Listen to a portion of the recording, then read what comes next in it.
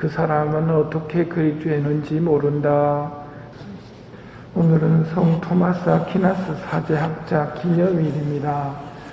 토마스 아퀴나스 성인은 주님께 대한 사랑으로 기도하며 연구하신 분이었습니다.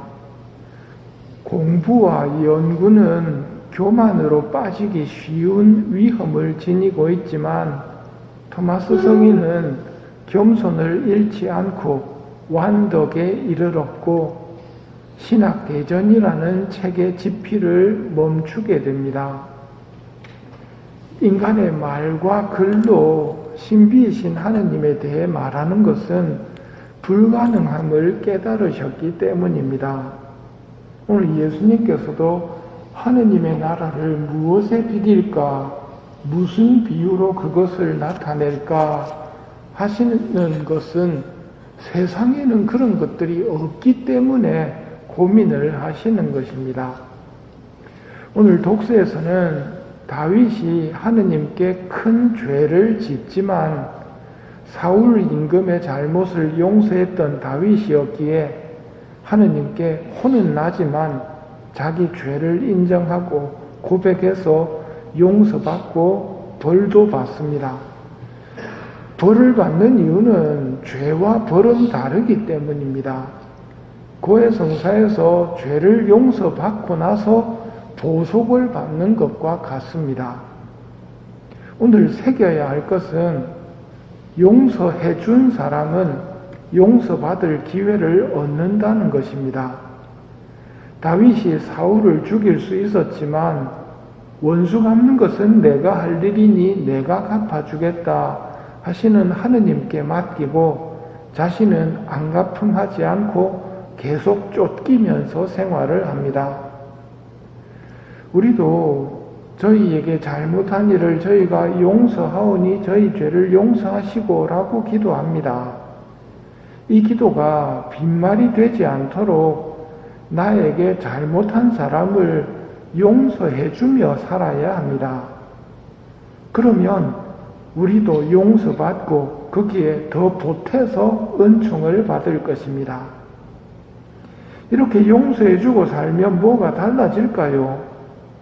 당장 눈에 띄는 변화는 안 보이겠지만 그것은 오늘 들은 말씀처럼 자고 일어나고 하는 사이에 씨는 싹이 터서 자라는데 그 사람은 어떻게 그리 되는지 모른다. 땅이 저절로 열매를 맺게 합니다. 어찌 그리 되는지 모르지만 철부지들에게 하늘나라 신비를 보이시는 아버지께서 열매를 맺어 주십니다. 오늘 비유는 하늘나라의 비유입니다. 하늘나라에 들어가는 방법은 무슨 특별한 일을 해서가 아니라 신자의 의무들을 하면서 지냈을 뿐인데 하늘나라를 상속받게 됩니다. 하늘나라에 대해서 알고 가르칠 수 있는 분은 예수님 뿐입니다. 예수님은 하늘나라를 위해 우리가 해야 할 일은 꾸준히 성당을 다니며 짠맛을 간직하고 세상 안에서는 빛과 소금의 역할을 하며 사는 우리에게 하늘나라를 주십니다. 저절로라는 말이 그런 의미입니다. 단 자고 일어나고 하는 사이에 열매가 맺히기 위해서는 요구되는 것이 하나 있는데 씨앗이 흙 속에 들어 있어야 합니다. 흙 속에 들어있다는 것은 무엇이든지 그가 시키는 대로 하여라를 실행하며 사는 것이고 너희는 나를 기억하여 이를 행하여라를 실천하는 것입니다. 신자로서 세상에 살면서 사랑과 용서의 삶을 살고 의무적으로 바쳐야 하는 기도와 미사를 통해 씨앗은 저절로 싹이 트고 자라나 열매를 맺게 됩니다.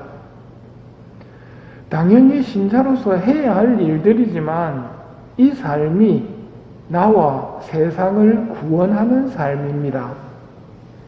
그러기에 마귀는 이런저런 핑계를 그럴듯한 핑계를 만들어서 유혹합니다. 우리 성당에 유별난 사람이 너무 많아서 분심이 든다. 혼자 조용히 하느님을 섬기는 게 낫겠다. 굉장히 그럴듯한 유혹입니다. 이런 유혹을 피하십시오. 씨앗이 흙 속에 있어야 하듯이 우리는 예수님의 교회 안에 있어야 합니다. 그러면 하느님께서 열매를 맺어주십니다. 우리는 잘 모르니까 저절로라고 표현하지만 아버지의 뜻에 따라 성모님께서 우리가 많은 열매를 맺도록 가꿔주실 것입니다. 신앙생활이란 이런 과분한 사랑 속에서 우리가 자라나고 있음을 알고 해야 합니다. 이걸 알아야 사랑합니다, 감사합니다 하는 기도를 하면서 하느님과 사귈 수 있기 때문입니다. 내가 사랑받고 있다는 것을 모르는 사람은 하느님과의 사귐이 시작되지 않습니다. 때문에 이 미사 중에 내가 하느님의 사랑을 받고 성모님의 도움을 받고 있다는 것을 깨닫게 되는 은총을 구하십시오. 오늘 들은 말씀입니다. 다윗이 큰 죄를 용서해주며 살았기에 자기도 큰 죄를 용서받을 수 있었습니다. 이것은 우리 이야기입니다. 우리도 용서의 삶을 살다가 용서받고 하늘나라에 들어가야 합니다. 씨를 뿌린 사람의 씨는 저절로 열매 맺습니다. 흙 속에 머물기만 하면 하느님께서 열매 맺어 주십니다. 우리도 교회 안에서 살다가 천국으로 옮겨가기를 희망하며 살도록 합시다. 끝으로 오늘 복음의 마지막 구절, 그러나 당신의 제자들에게는 따로 모든 것을 풀이해 주셨다는 구절이 중요합니다. 예수님은 당신의 가르침을 성경을 통해서, 즉 성경을 적어서 전해주시지 않고 제자들에게 모든 것을 풀이해 주셨습니다.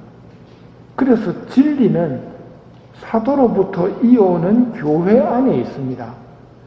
예수님의 모든 가르침은 제자들이 들어서 알고 있고 가톨릭 교회 안에 그것이 들어 있습니다.